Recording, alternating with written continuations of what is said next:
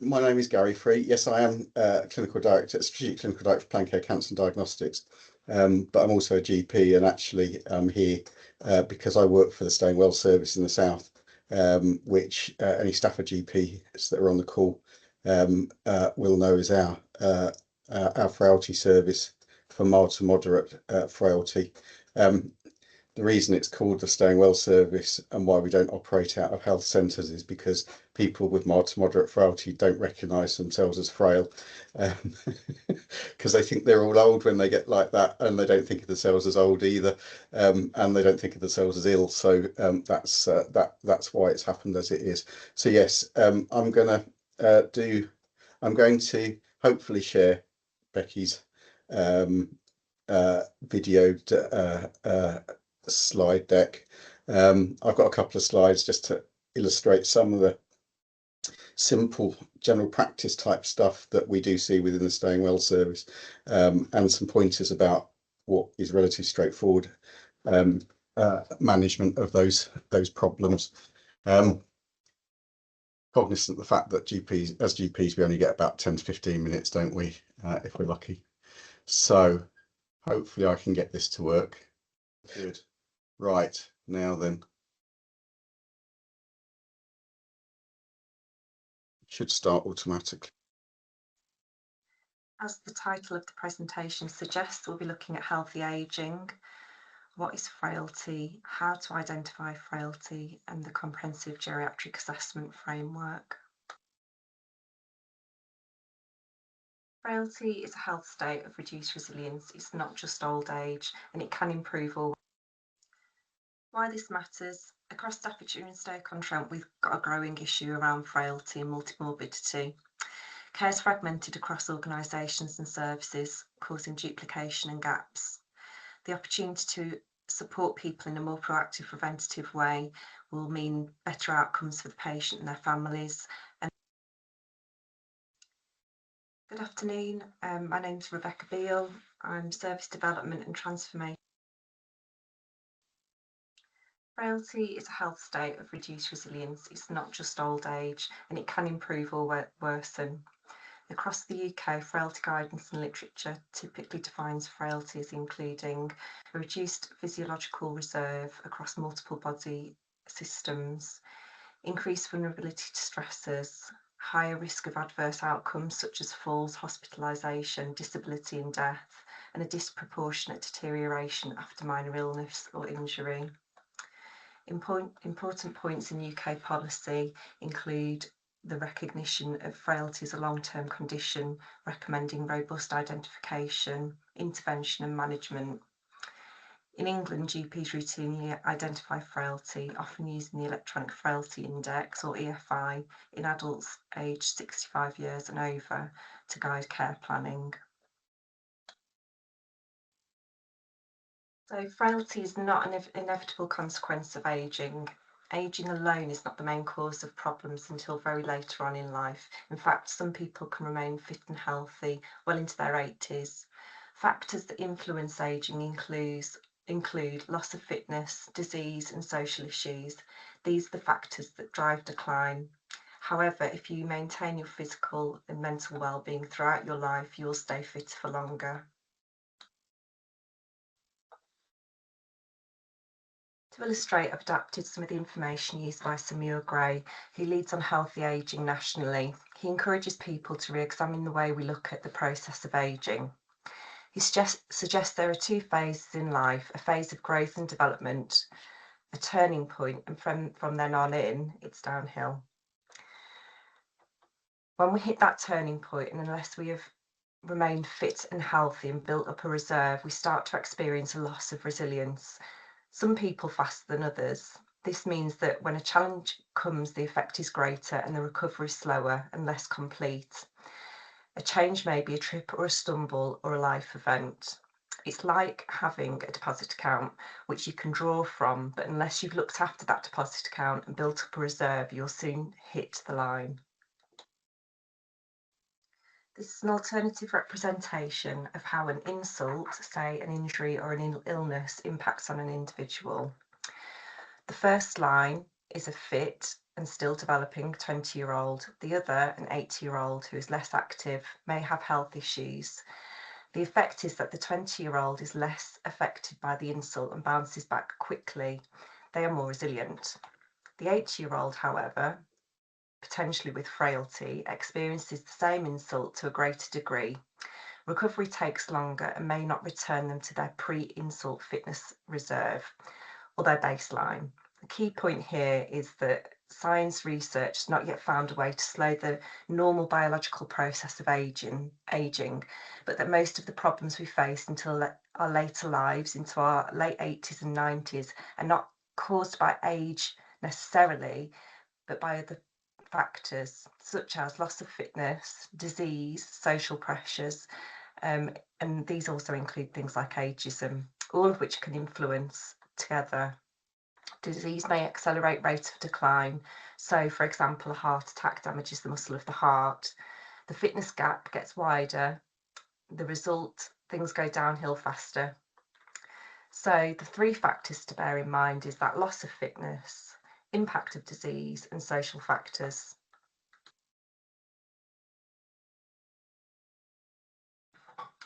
In this slide, you'll see a representation of what is essentially a perfect storm.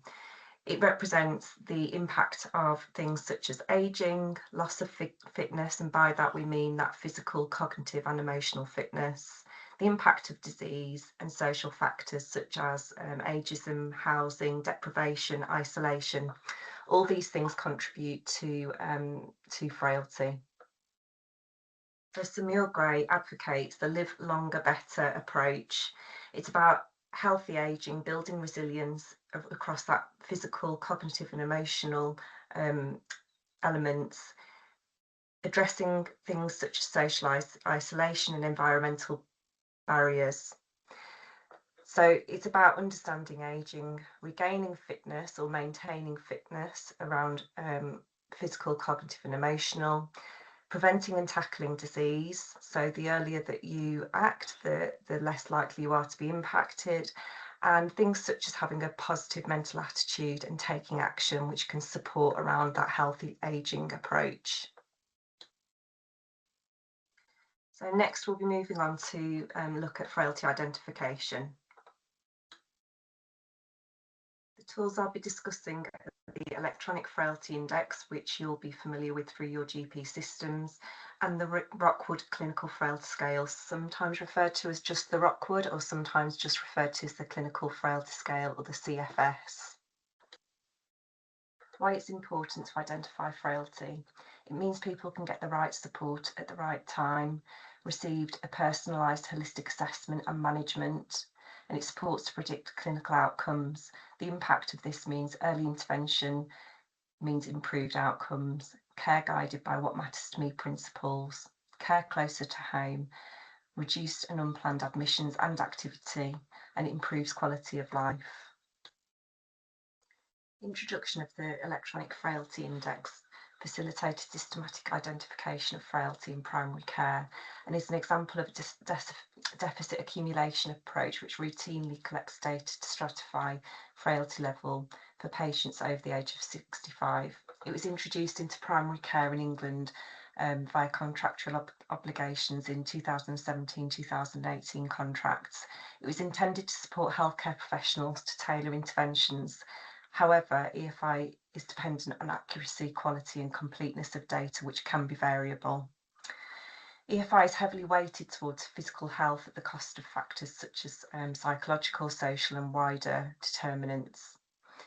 As the EFI is predominantly focused on physical deficits, it fails to capture key elements of social vulnerability, despite strong evidence linking loneliness and social isolation to increased risks of morbidity and mortality. This really goes to underscore the need for a holistic person-centred assessment that includes social determinants of health. It's suggested that further clinical assessment is therefore essential to validate frailty status with tools such as the Rockwood Clinical Frailty Scale and the CGA. These offer a multi-dimensional approach to more accurate information and care planning. As mentioned on the previous slide, a suggested tool and one used across Staffordshire and Stoke-on-Trent across all partner organisations is the Rockwood Clinical Frailty Scale, sometimes referred to as the Rockwood and sometimes referred to as the Clinical Frailty Scale, or CFS.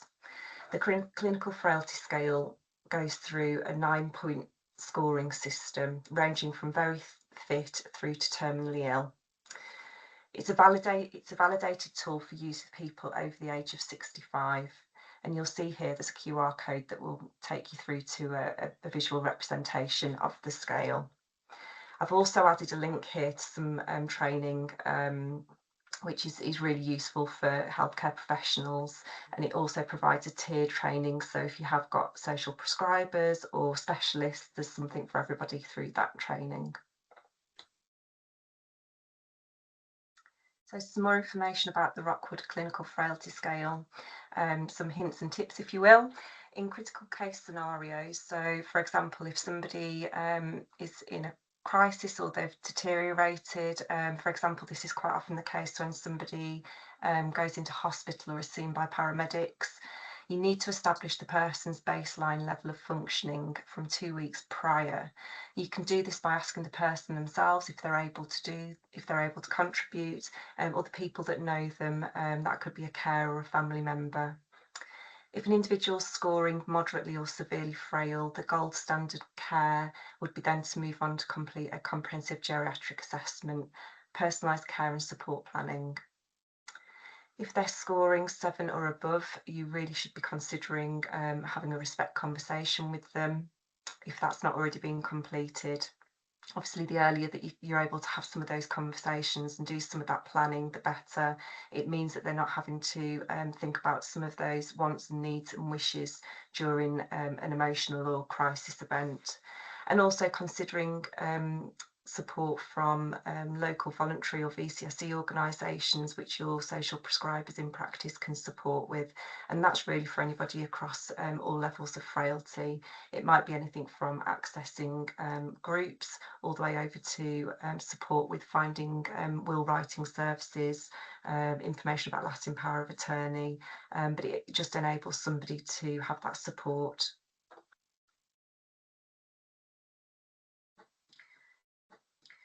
So after you've identified somebody's level of frailty, what's next? So to provide some context, across Staffordshire and Stoke-on-Trent, we currently have a multitude of services working with people who have multimorbidity, long-term conditions, chronic condition, disabilities, all of whom are likely to have a degree of frailty. The system has an opportunity to improve or delay frailty by working in partnership to address the support needs of people with moderate to severe frailty. As mentioned before, it's at that point that we really need to be looking at a CGA approach. Despite being high quality care across Staffordshire and Stoke-on-Trent, it is often fragmented with poor coordination and communication between services. Information doesn't travel across organisations, and this is something that needs to be addressed. It tends to result in duplication of effort and information. You quite often hear people saying that they're having to repeat themselves and tell their story more than once. This leads to quite often gaps and missed opportunities for timely support to help people stay independent and at home, and unfortunately often results in situations needing to be escalated or people ending up at the front door of A&E, which isn't always the best option. As previously mentioned, the gold standard approach for somebody who's scoring moderately or severely frail on the CFS is to complete a comprehensive geriatric assessment. The CGA framework underscores the need for care coordination and delivery as a driver to significantly improve the care of people who are severely frail, alongside proactive identification, holistic assessment, medical review, an MDT approach, and care planning and care coordination and continuity of care. Taking a more proactive and holistic approach to care for people living with frailty supports them to stay well for longer and to prevent avoidable hospital admissions. So looking at the economic case, Frailty accounts for 66% of all hospital admissions and 40% of all emergency admissions. Severe frail patients are 6 times more likely to have an emergency hospital admission, with an average cost of £2,000 per person. In a 2020 systematic review, it was found that interventions involving CGA significantly reduced ED use and reduced length of stay. A recent project by Surrey Downs Health and Care involving virtual MDTs and CGA was associated with 30% fewer ED attendances.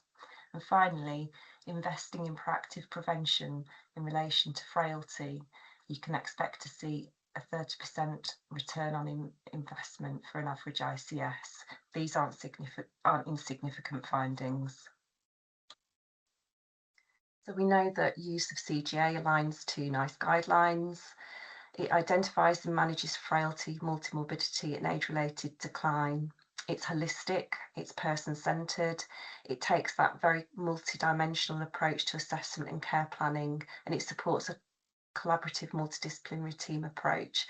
It isn't any one clinician's responsibility to complete a CGA, and actually the best approach is to work as a team around taking an MDT approach to the assessment and the planning. And it means that you can have that active input from the individual, family and caregivers to guide that personalised care planning as well.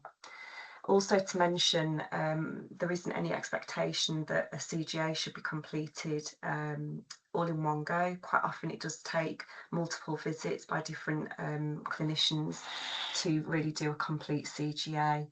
And it does mean that sometimes that can spread over a length of time.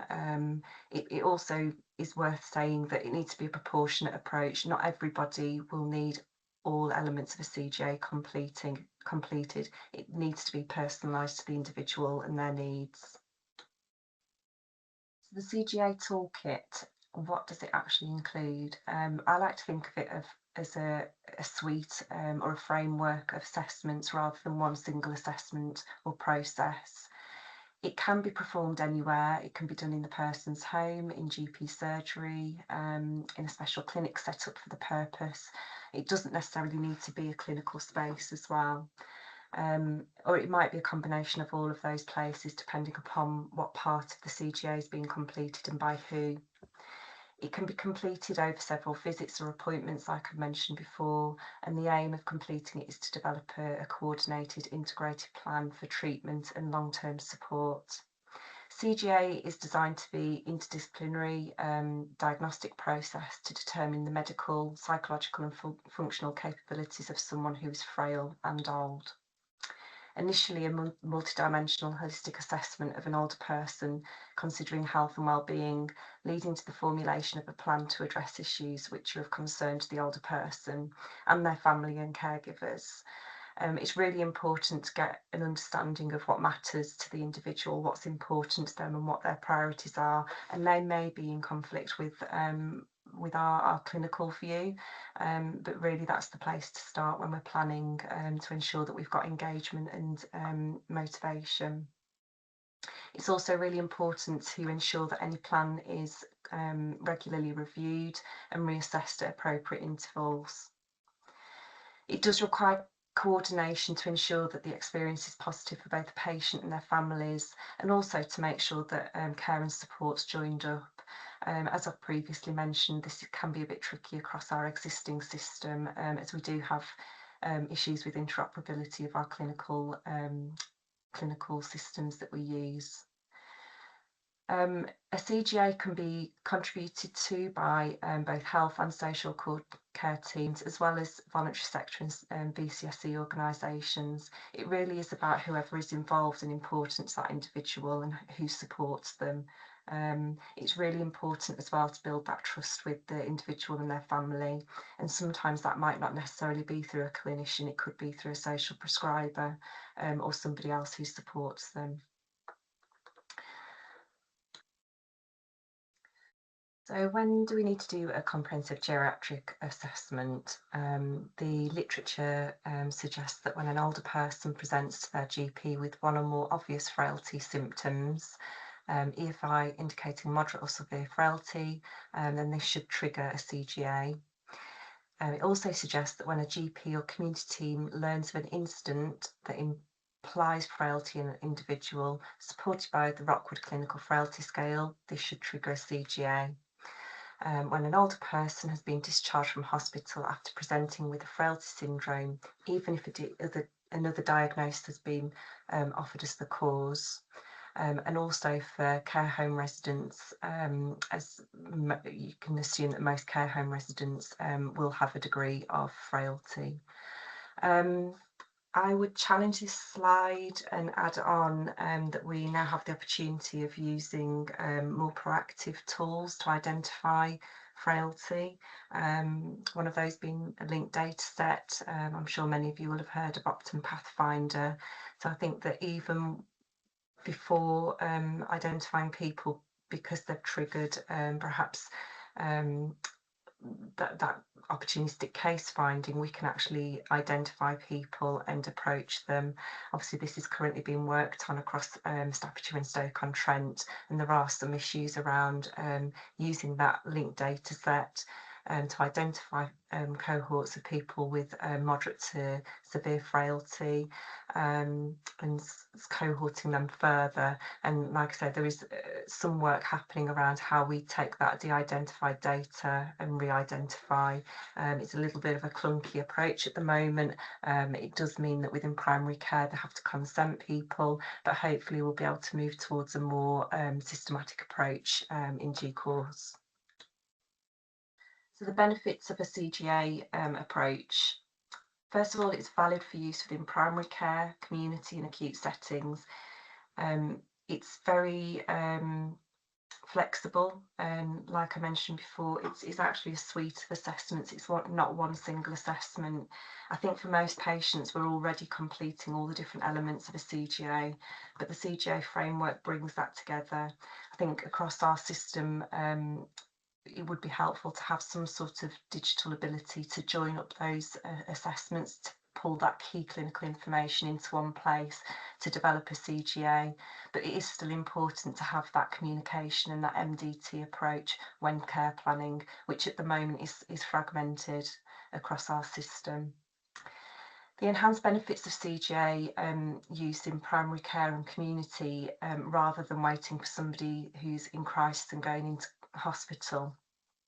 You can visit people within their own environments whilst they're comfortable and stable. This allows time for people to have thinking and consideration of what their wants and needs are. Patients and carers are more at ease and empowered and find this approach more accessible. Home is an enabler for relational continuity for both the patient and carers and healthcare professional. It promotes independence and self-management, and quite often doing that CGA approach before somebody becomes unstable or hits crisis actually supports to maintain their independence, their health and their outcomes, and reduces hospital admissions, and ultimately it helps reduce mortality and extend life and quality of life. So the suite of assessments that make up a CGA, we're looking at things like medical assessments, so looking at past medical history and comorbidities, nutritional status and weight, pain assessments, medication reviews, looking at sensory impairments, things like bowel, bladder, continence. Interventions might include frailty assessment, clinical assessment and observations, management of health conditions. Health literacy is really important, ensuring that somebody understands their health conditions, their medications, how to manage them, why they're taking certain medications or asked to take certain precautions, and asking the person to repeat some of that back to you to make sure that they've got an understanding is a really good technique to use. Looking at medication optimisation, quite often for people with frailty, polypharmacy can be a real issue. I know the other speaker today is going to cover that, so I won't go into too much detail there. Talking about nutritional support, needless to say that quite often when people are frail, they have issues with sarcopenia, which can then result in falls. It's a bit of a triad, those three areas. Talking about pain management, things like keeping on top of vaccinations, looking at sensory aids and investigations. So here we're moving on to functional assessments, things like personal care, how somebody's managing with activities of daily living, such as bathing, dressing, toileting, feeding, looking at things such as how people are able to prepare meals, do they do their own shopping, are they able to maintain interests and hobbies and keep active. Keeping active is really important, as we'd seen in previous slides, and advice from Samuel Gray. Looking at things like people's gait and balance, their mobility, their falls risk. Has a falls assessment been done? Do they need any specialist support, either from the falls service, but also there are strength and balance groups that may exist within local communities. Looking at things such as feet and footwear as well. Interventions might include referral or involvement from physiotherapy.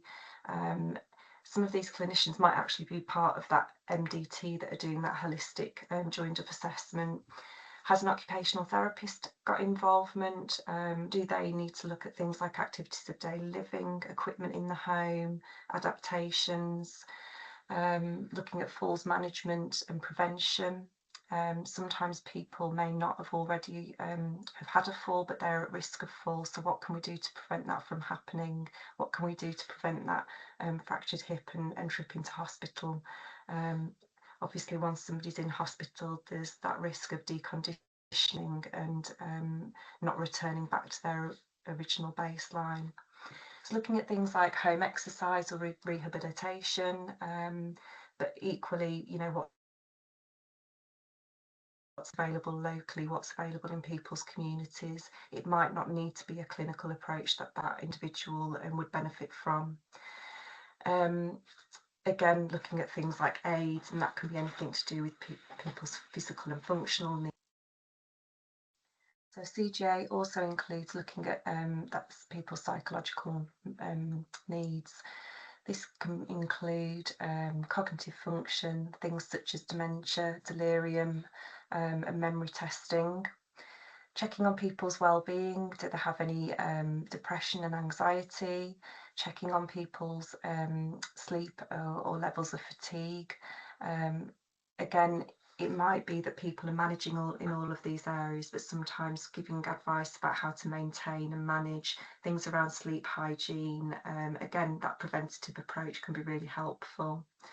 And then looking at interventions around psychological needs. Do people need any kind of cognitive stimulation therapy, delirium prevention or management strategies, any sorts of treatments for depression or anxiety? Do they need referrals onto things like counselling, CBT, medication if that's appropriate, and any advice around sleep hygiene? This isn't an exhaustive list as well. This is just to get you thinking about these areas. So have you considered social assessments as well?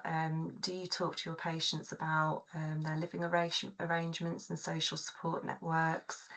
Do they receive any kind of care? Do their carers need any support or assessments? Are there any kind of financial difficulties for this individual? Access to community support, and loneliness and isolation is really key for frailty. We know that the impact of loneliness and isolation on people's health can be quite dramatic.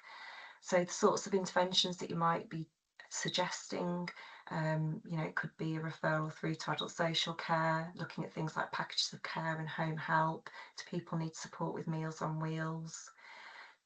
In terms of carers support, do they need any kind of respite? Do they need any kind of support around how to care for somebody? Any financial support? And then connecting with community support, again, your social prescriber is really well placed to do this. They can look at things like befriending groups and activities, and then also, what sort of financial support somebody might need as well. Also included in the CGA framework will be things like environmental needs. Are there any issues around safety in the home? Any trip hazards, lighting, heating, accessibility needs? Does somebody have a working smoke alarm? Do they use assistive devices or adaptations? Are they needed? Do they already exist? Things like access to the property, does somebody have key safe? Do they need a ramp if they're using any kind of mobility aids? Some interventions might include referrals through to occupational therapy or housing to look at some of these aids. The fire service can also provide smoke alarms, and they'll come and check them annually. Again, talking to people about removal of trip hazards if they have got mobility issues. Having support for somebody to come and have a look at the home environment is also helpful. We've got services again across Staffordshire and Stoke on Trent, such as Beat the Cold. They'll come in and have a look at whether somebody's home is warm and comfortable, and obviously this can help with people's health, specifically around things like respiratory needs. It can prevent falls, trips, slips, and again, reduce that opportunity for a hospital admission. So we've already touched on interventions when we've been going through the areas of CGA. We're now going to talk about that care and support planning. Quite often you're trying to look at what areas an individual or their support network can do to help self-management. Sometimes a bit of education can enable somebody to take that control. Also focusing on what matters to me principles, so what's important to the patient and their caregivers, what are their priorities. When somebody's got moderate to severe frailty, it's really helpful to understand what sort of escalation planning might be needed or advanced care planning, talking to people about what their future needs and wants might be, and also starting those respect conversations if they haven't already taken place. This next slide gives you an idea of what you might want to include in a support plan. Again, I'm going to reiterate, this isn't all down to a GP completing a support plan. This really should be an MDT approach. Really looking at things like personal details, views of the patient carer, views of the professional, care and support arrangements, that current and past medical history, what goals have been identified, what onward referrals are needed. Is there an end of life conversation that needs to be had? Do we want to start introducing perhaps that future planning conversation and make sure that that's recorded quite clearly? Who are the people that a patient wants to be a named contact? And then what's the action plan going to be? What that list of interventions that are going to be taking place?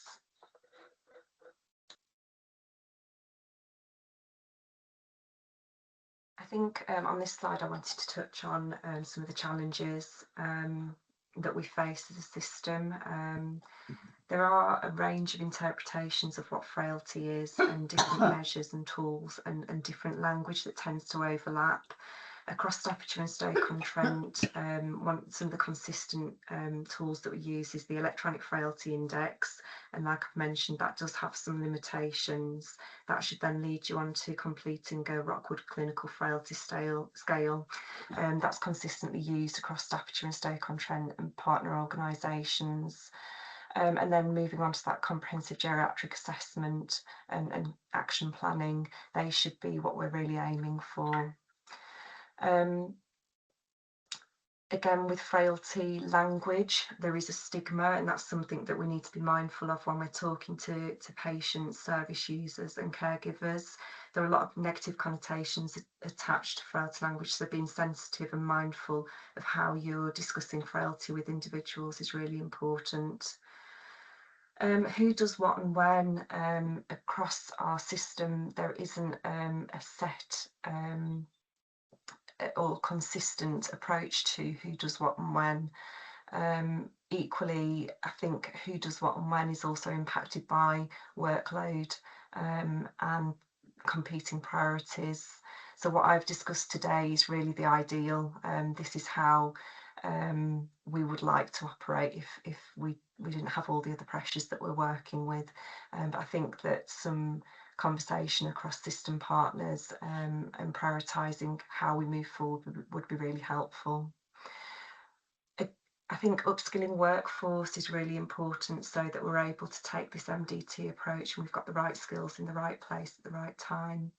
We know that communication is difficult, particularly when our systems don't communicate, but also I think that there's quite often that understanding and trust could be developed so that we are able to pull together assessments and interventions and information from different partners to create that comprehensive geriatric assessment.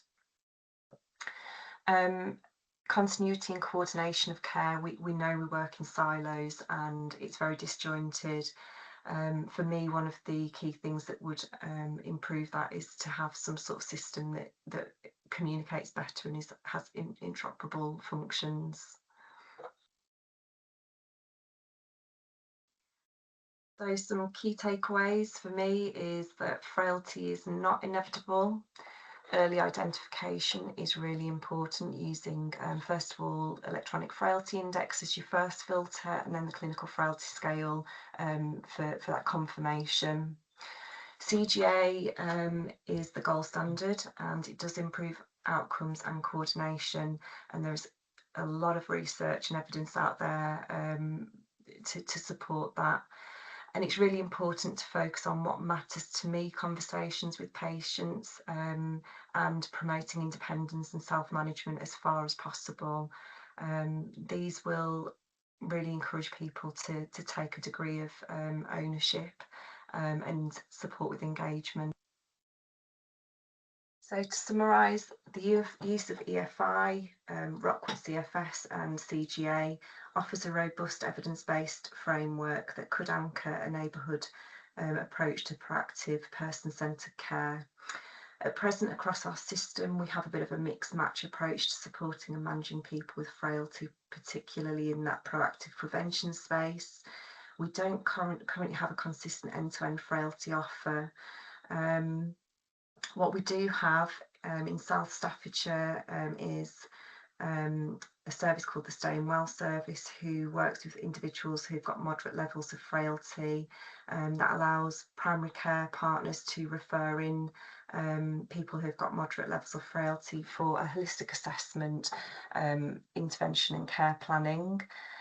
In North Staffs, we've got the North Staffs and Stoke on Trent, we've got the facilitated admission avoidance scheme that sits within primary care, and that scheme will see people and provide annual reviews for people that have got moderate and severe frailty, but they tend to not have that robust MDT approach and intervention.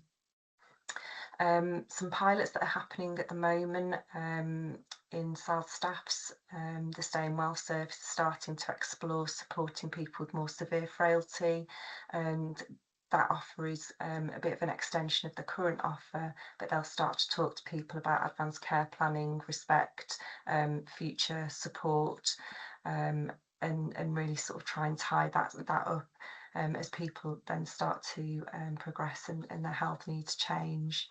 In North Staffs and Stoke on Trent, there's a couple of pilots that are taking place with primary care colleagues, looking at that more robust MDT consultation and approach, which is a nice add-on to the FAAS scheme. If there is any additional information, please feel free to reach out to me. I'll provide all my contact details through this forum. Thank you.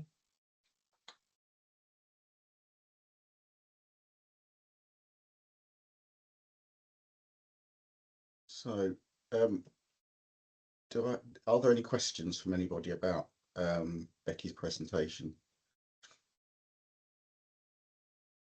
I can't see myself any in the chat. If anyone wants to shout, I think my chat's function's reworking, but because I can't see anything new, if anyone wants to pipe up if they have got a question.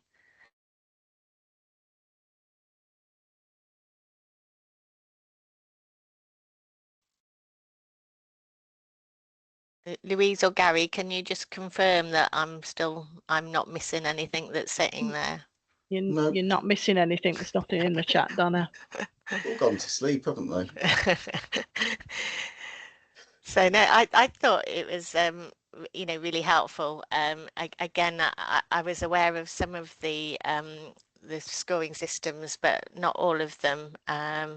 And yeah, it would, and also I am aware of the staying well service in South Staffordshire, but yeah, I guess we could do better, and I think there are still gaps in the system, and time I know is difficult when you're rushing to do a visit with these frail patients, to sort of get all this done holistically and properly. So I think we do need to work within a multidisciplinary team to improve what we're doing for our patients. And now I'm having difficulties trying to open my slides. Oh, that's better. It's worked. I think you're right. So there is the Frailty service in the south, the staying well service. The Stafford clinic is actually at the Northwood Centre, which is behind Stafford Health and Wellbeing. But we only do mild to moderate frailty. Rockwood 6 is the maximum. Rockwood 6 is you might think, oh, that's near the top of the scale. 9 is end of life, so you can see 7 and 8 are severe, but actually Rockwood 6 just means that you need help to do your things like your gardening, your cleaning, and your cooking, and your washing. In fact, you should be able to do all your other ADLs as well. So I'm sure that we see an awful lot of people like that in general practice. Depending on the age of your population will depend on how old those people are. It actually is very interesting. Becky mentioned age. I need to have a word with her about calling people that go to staying well old, because I fall into that category then. So I don't consider myself old or frail. Fat maybe, but not old and frail. But it is really different if we want to talk about population health, that the people in the least deprived parts of the county, you're talking people in their 80s and 90s that are still fairly fit, yet actually in poorer parts of Stoke, they don't get to that age for starters, and that can be considerably frailer in their late 50s and 60s. So it really isn't an age thing at all, because there's so many factors that will offset that against frailty. So yeah, I was just thinking about some people in their 60s actually still run marathons and stuff that I know. So I don't think I've got anything else to add to what Becky said. I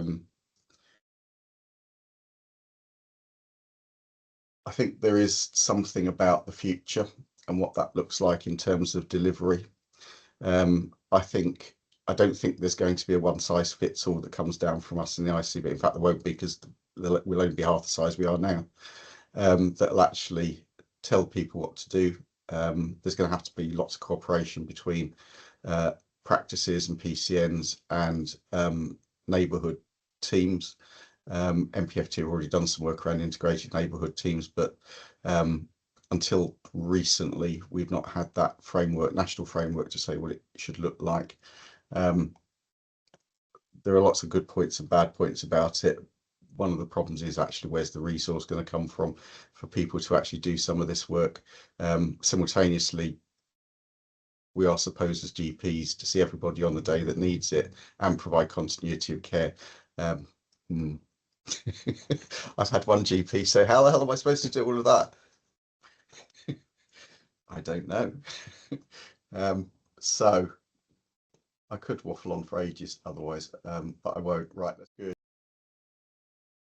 I just have to leave it like that. Can you see it just says CGA at the top with some stuff? Yeah, I can see that, yeah. So Becky's already talked about a lot of this, and some of this is really straightforward. Things like sensory loss, you talk about that. What does that mean? Well, do people need hearing aids? And I'm sure we've all had this, where you go to people, can you hear me? And they go, not very well. Have you got any hearing aids? Yes. Where are they? At home. Something about encouraging people to use them. For those that don't have them, actually going and get some. It's not difficult to get hearing aids. You just make an appointment at one of the community services that offers it. It doesn't need a referral even. And the same with your eyesight. If people haven't had a checkup, it's fairly easy to say, go and get your eyes checked. And certainly the single biggest thing that can prevent falls is actually cataract surgery. So don't let anybody ever say that you shouldn't have both your eyes done. I wouldn't necessarily expect GPs to be looking at footwear, but actually gait and balance is relatively straightforward to look at. Patients will get out of a chair and they'll walk into your consulting room. You don't have to do any special tests. It just shows you exactly what you need to know simply by how they actually manage to do so. We all see GPs see people with falls because they do come and see GPs, not just go to ED. You need to think about why they're fallen. People do trip over, yes, but actually think about other problems like with loss of consciousness. Any fall with loss of consciousness is likely to be cardiac in the elderly rather than neurological. We see people, and you will have had a talk earlier talking about medicines and over prescribing in the elderly. One of the common problems we see is postural hypertension. So in older, frailer folk, actually thinking about whether they're getting symptoms from their hypertension management and actually what their target is, because it doesn't need to be as strict, as well as thinking about whether they need lying or standing BP, and then using their standing BP as their target can help prevent falls. Think about frailty when you're seeing older folk with depression, anxiety. Don't forget dementia, mild cognitive impairment. Sometimes those with anxiety and depression can actually have dementia as the cause of that. But I would encourage you not to medicate as the first thing, and refer or signpost to talking therapy first. Patients on more than 5 drugs are a lot more likely to fall over, and some drugs, some of the antidepressants have sedative effects that you probably don't want in older folk that are going to fall anyway. Medication I'll gloss over because you had that already. Only to say that thinking about common drugs that we commonly use that cause problems as you get older, anticholinergic agents and their association with developing dementia, particularly in the milder, frailer population. Things like have they got gastroprotection, pain relief. Yes, chronic pain does need some pain relief, but we shouldn't be increasingly adding in more agents. So I think I spend a lot of my time de-prescribing, taking people off things like fentanyl patches, gabapentoids, and often they're also on other drugs as well that can affect their brain function. So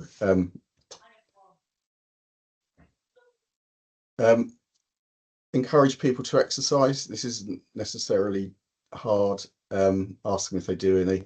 What they'll say is, it's my arthritis in my knees, I can't exercise, doc. To which I say, can you swim? Yes. Well, then you can exercise, just go and get in the pool. In fact, water-based therapy is really good, not just for joint pains, but also for generalized MSK pain in fibromyalgia, and does have some evidence base behind it. So it does. My team do take the mickey a bit about stuff that I say. Swimming is one of them. Duloxetine's another, because it's actually a relatively good drug to use for pain, chronic pain. Think about what you're doing about the joints. Don't just keep giving them pain relief. Exercise-based therapy and weight loss is beneficial to people with osteoarthritis. Most people over the age of 45 probably have, with exercise-related joint pain, will have OA. They don't need any further investigation. there's little point in giving them lots and lots of potent opioids, cocodamol, topical NSAIDs. Some people can have NSAIDs as well, oral NSAIDs, but that becomes harder with frailer older folk, because often they're at risk anyway because of their age, but also because of the other drugs that they're on. Things around weight and nutrition. Becky mentioned sarcopenia. Really careful about those that are overweight and got sarcopenia, because actually it's quite common. I have to say Mounjaro won't help that and probably make it worse. So encouraging exercise as part of their therapy is helpful. Think about things like swallowing problems, choking, coughing with food, people presenting with chest infections. Is it a swallowing related problem? The other couple of things, sometimes we see people with alcohol misuse problems more commonly than you probably think, although maybe I'm talking to the wrong group of people about alcohol. But certainly we don't see much in the way of drug problems in older people, even in places like Cannock and Tamworth, where there is a significantly bigger problem than there is in, say, down in Wombourne or Codsall. The other bits talk about constipation, continence. Neither of these are particularly difficult to manage in general practice, the bog standard stuff. Obviously, people with continence issues do get more, people with continence problems can be constipated, and that exacerbates their issues, both urge and stress, as can weight. Both men and women get it. Men, it's often down to lower urinary tract symptoms, prostate enlargement. Women often stress incontinence down to pelvic floor dysfunction. Actually, for women, particularly those postmenopausally, would benefit from topical estrogen. Not only does this help strengthen the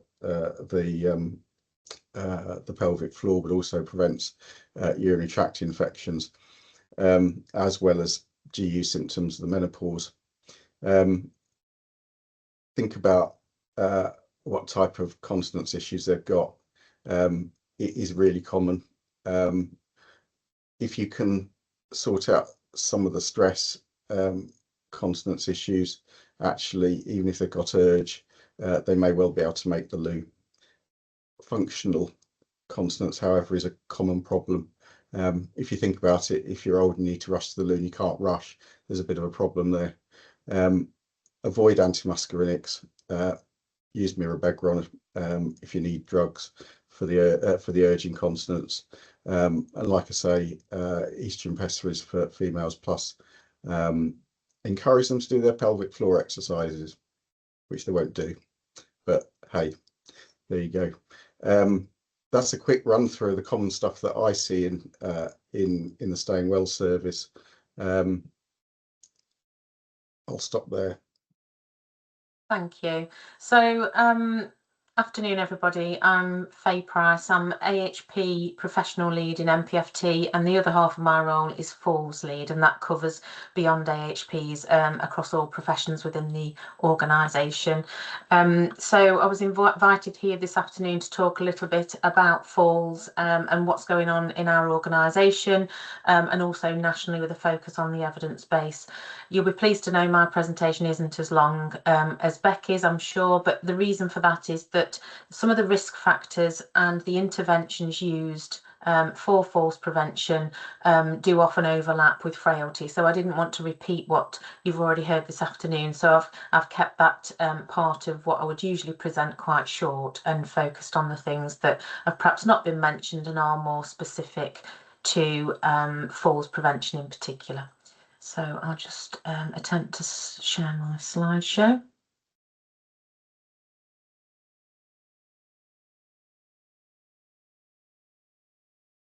Has that come through? See that. Yeah, okay. We can see it. Thanks. Lovely, thank you. So why focus on falls prevention? Falls are by far the most commonly reported type of patient safety incident. And in 2017, the cost of treating falls in hospitals across the UK was estimated at £630 million per year. And obviously that data is quite old now, so it's likely to be more than that. The total annual cost of fragility fractures to the UK was estimated at 4.4 billion. And in 2022, a review found that around 20% of hip fracture patients entered long-term care in the first year after fracture. And as age is a primary risk factor for falling, these figures are likely to have increased with our ageing population and are expected to grow into the future. The incidence of falls and fractures remains high and they're often preventable. Reducing falls and fractures is really important for maintaining the health, well-being and independence of older people. And last year, as you may be aware, the NICE guidelines for falls was reviewed. A new guideline was published which advocates that recognising and modifying the risk factors via multifactorial assessment and providing people with good quality information and advice is crucial in preventing falls and injuries. And it's important to note that falls are rarely caused by a single event. They typically result from an interaction between multiple risk factors. And these risk factors are broadly categorised into intrinsic risk factors, which are related to the individual's physical and mental health, and extrinsic risk factors relating to their environment or their lifestyle.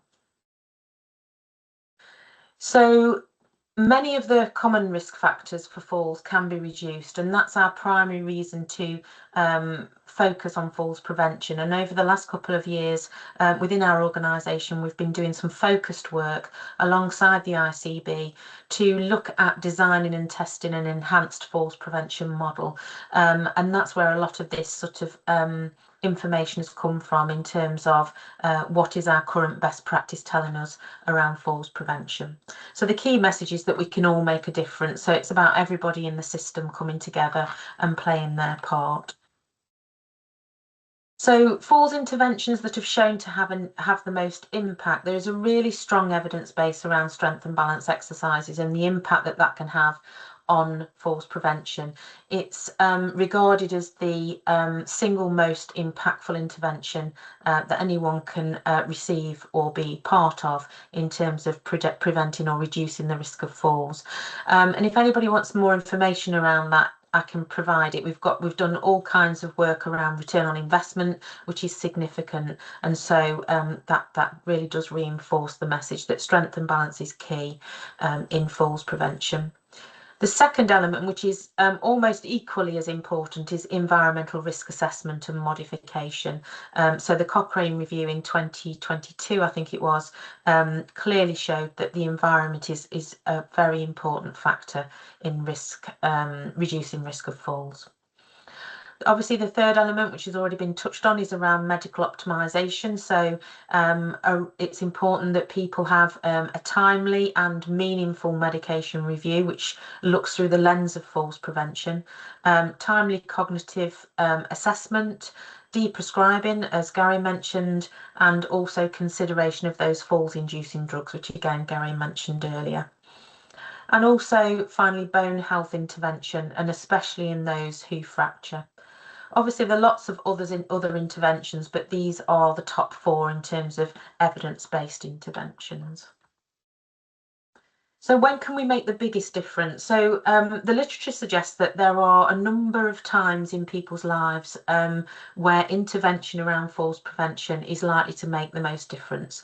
The first one being menopause, also when people are newly diagnosed with a disease or illness, shortly after the first fall, when they're hospitalised, and also if they've sustained an upper limb fracture, which we know often leads to a lower limb fracture, and in which case speedy intervention is required.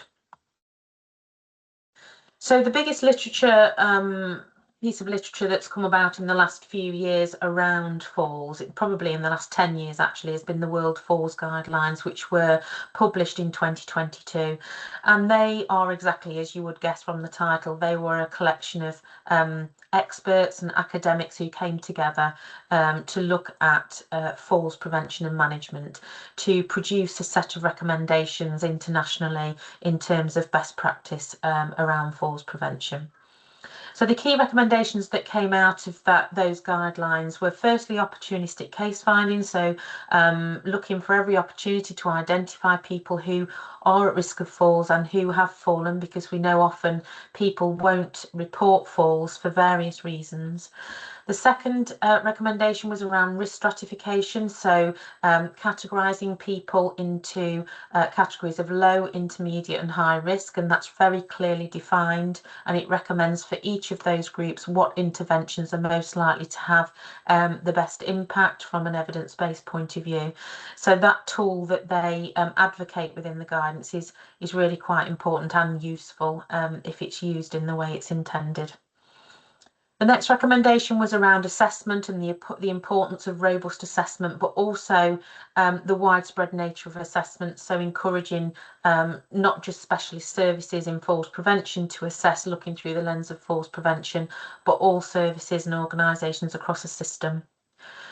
The next element was obviously intervention, and that leads on from the risk stratification, so identifying those three categories and providing the most appropriate intervention for that patient. And then finally, removal of the age restriction to acknowledge functional deficit. So for many years we've heard people talk about falls prevention for people over the age of 65, because we know that the incidence sharply increases at that age. However, the World Falls Guidelines and the new NICE guidelines suggest that we should now consider people from the age of 50 up to 64 as well. Of those that have got a long-term condition that might increase their risk of falls. So what is risk stratification? I just wanted to spend a little bit of time just explaining what risk stratification is in terms of falls and what we did within our system-wide project relating to risk stratification. So falls risk stratification is essentially a standard approach to assess an individual's estimated level of risk for falls in order to apply proportionate assessment and intervention according to the level of risk. So essentially it's about offering the right offer for the right person at the right time, so protecting resources as much as possible and supporting the best outcome for patients. So I'll just attempt to open the tool that we built. I don't know if it's going to let me do that now. Hopefully it will. Yeah, so this is the primitive version of our risk stratification that we built as part of our pilots, and we integrated it into our clinical system. So in the system it was a lot more user friendly, but this is sort of the baseline version that I wanted to show you. So it starts with this question on the left hand side, which is, has the patient experienced one or more falls in the last 12 months? And that's not an unusual question, I don't think, for us to ask, particularly in healthcare around falls. Now, if the answer is no, we would then ask the question, does the patient have worries or concerns or fears about falling? Because we know that fear of falling is a strong indicator for future falls, because people are then less likely to engage in physical activity, decondition and then fall. So are they avoiding any activities because of that fear? So if they answered yes to that question, we would then complete a multifactorial checklist, which is a very, very short checklist around falls and the risk factors that might present for people. And if we feel that people's fear around falling or concerns were leading to depression or anxiety, then we would refer them into talking therapies. If they were not worried about falling and they'd not experienced a fall in the last 12 months, we would offer healthy lifestyle advice anyway. And this group of people we categorise as pre-low. So these are the people that we want to get to early before they've fallen and engage in physical activity and offer healthy lifestyle advice. But if people answer the question yes, that they've fallen in the last 12 months, then we would want to understand the severity of the fall to then understand whether they are an intermediate level faller or a high risk faller. So we'd ask ourselves whether they had an injury that required medical input, whether they had more than 2 falls in the last year, whether they are frail and have a clinical frailty score of above 4, whether they had a long lie, or whether they lost consciousness as well, and then obviously consider medical review. So if any one of those applies, we would then categorise the answer as a yes, which would take them along the algorithm to high risk, and that's where we would refer them into our specialist falls service. If they hadn't had any of those factors during their fall in terms of their fall severity and the answer was no, we would then ask, does the patient feel or appear unsteady when standing or walking? And if the answer is no, then they would be classed as a low risk faller, in which case we would again complete a multifactorial checklist.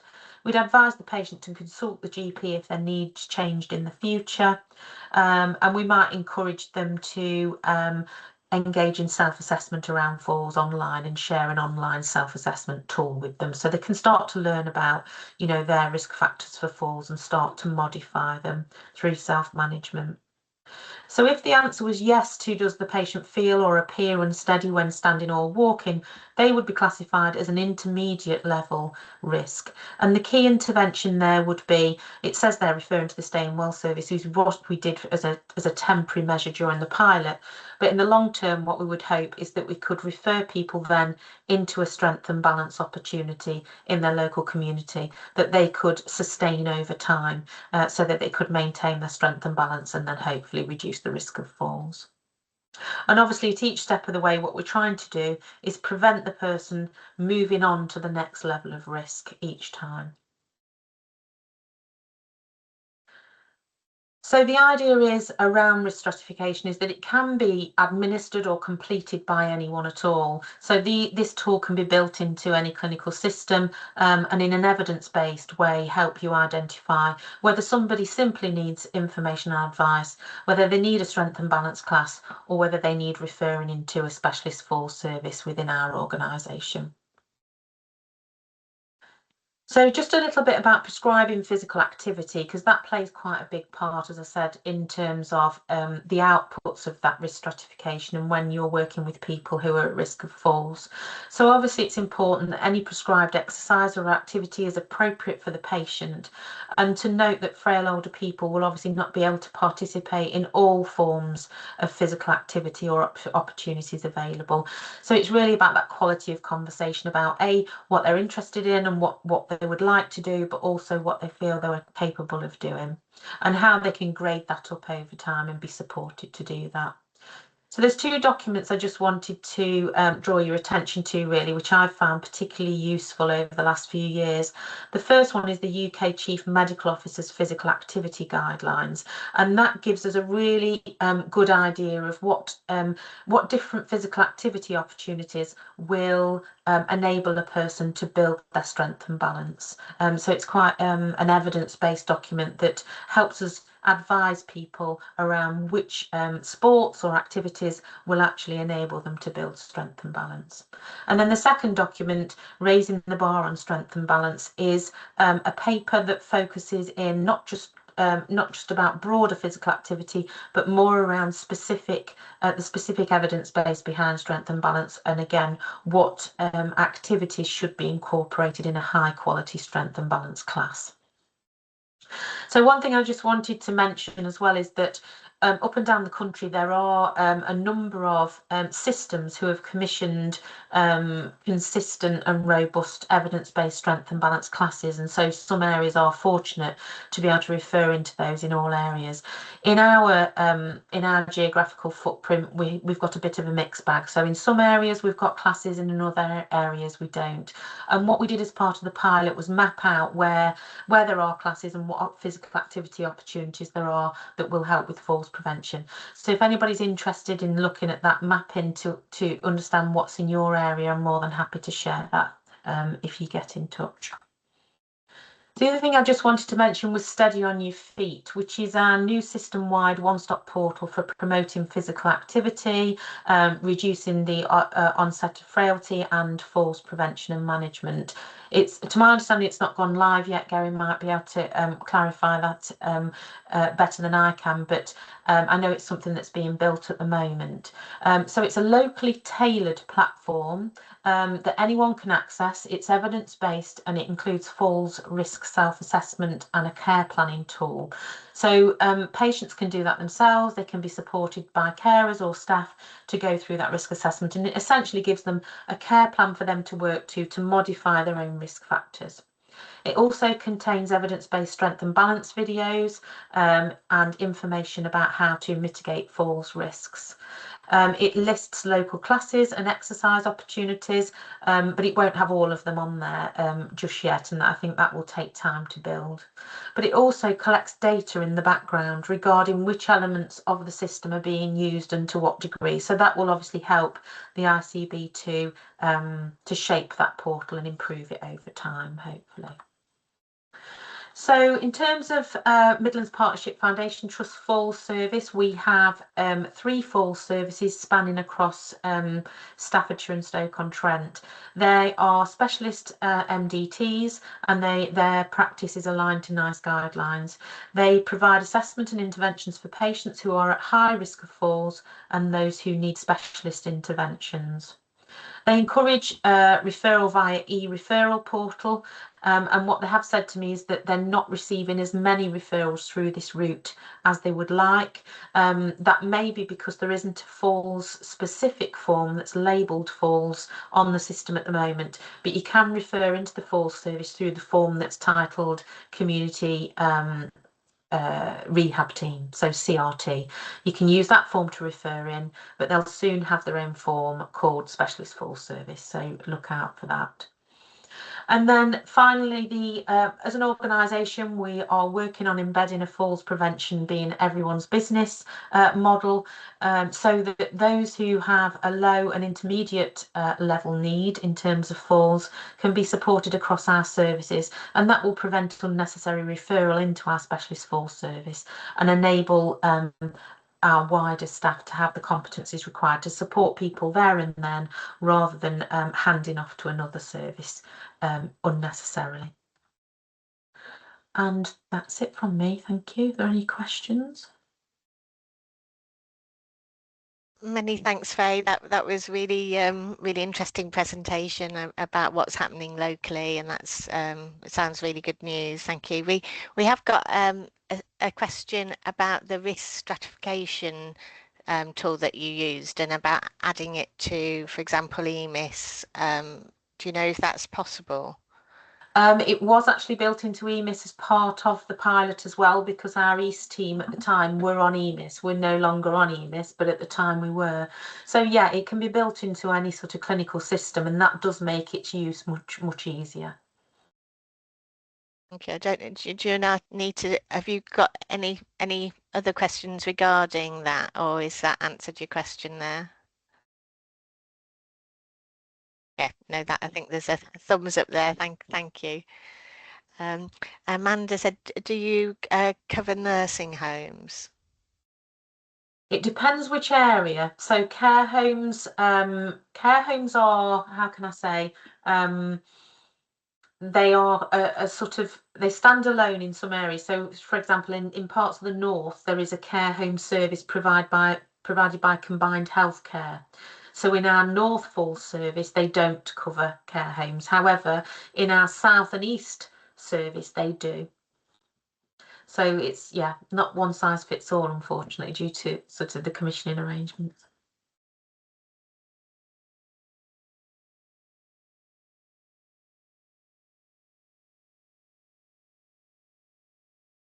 I think it's gone quiet on the chat. Anyone else? I could just add another point there actually about care homes.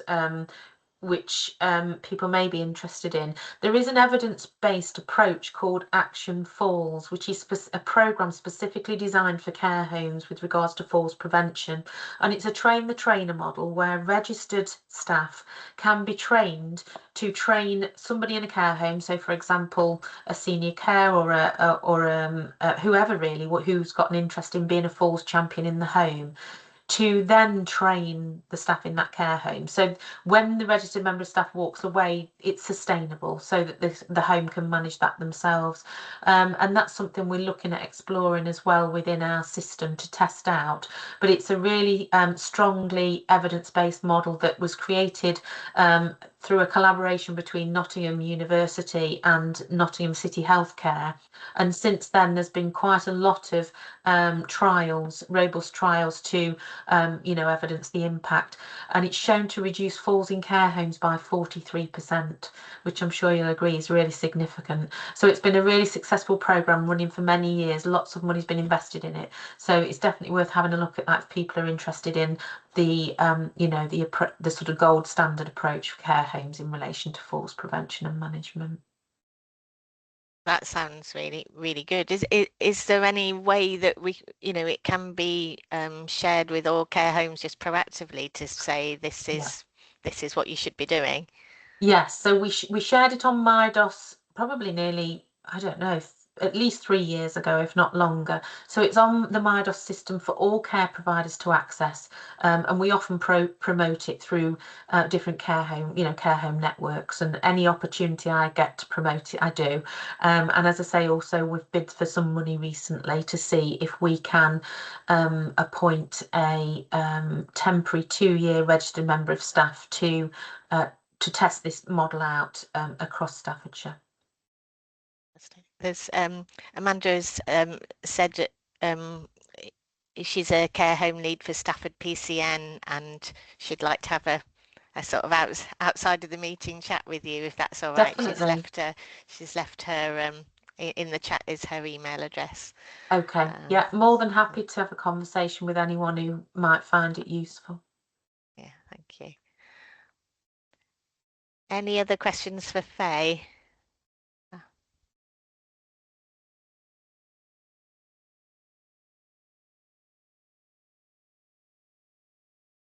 No. Thank you. Thank you again, Faye, for joining us this afternoon. That's really helpful, and to Gary and Rebecca for their time as well. It's been really valuable, I think, for all of us.